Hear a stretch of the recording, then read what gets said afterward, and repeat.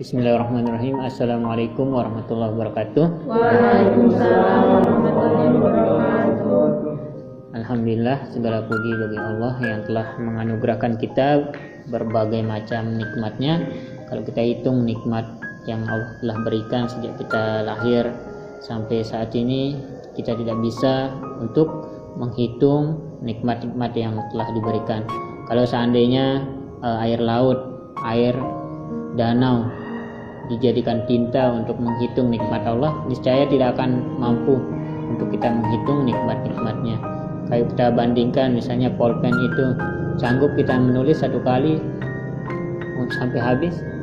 Tidak mampu. Kalau bagaimana kalau air laut yang dijadikan tintanya untuk menghitung nikmat yang telah diberikan? Niscaya tidak mampu. Sehingga kita harus banyak-banyak bersyukur dalam hati, ucapan, dan tindakan. Kemudian salawat serta salam kepada junjungan Nabi besar Muhammad Sallallahu Alaihi Wasallam. Beliau telah membawa kita dari zaman yang jahiliyah menuju zaman Islamiyah.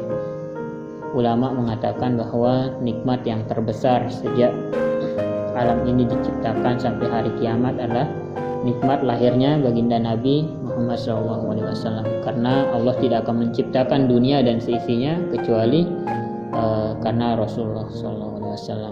Makanya kita harus banyak-banyak bersalawat, kita banyak mengingat perjuangan beliau, bagaimana darah beliau juga dilempar ketika berjuang. Nah, saat ini kita mungkin sedikit saja yang kita bisa lakukan untuk membantu dakwah beliau, yang insya Allah pertemuan kita pada siang hari ini akan menjadi amal ibadah kita untuk kita sama-sama menuainya nanti di akhirat. Mungkin ada amal-amalan kecil yang tidak kita lakukan namun Allah ridho kepada kita. Begitu pula misalnya amalan-amalan dosa kita banyak tapi Allah telah melupakannya. Nah, itu karena disebabkan karena amal perbuatan kita yang satu yang ikhlas karena Allah. Kemudian kita juga berharap bahwa Allah menganggap kita seperti bayi. Kan tahu kan seperti bayi ya, kalau kita punya adik bayi misalnya, kalau ke depan punya anak bayi, gimana pun dia membuang kotorannya, entah ketika kita pegang dia, kita tidak marah. Nah itu ya. Nah kita berharap Allah Subhanahu Wa Taala juga menganggap kita seperti bayi itu.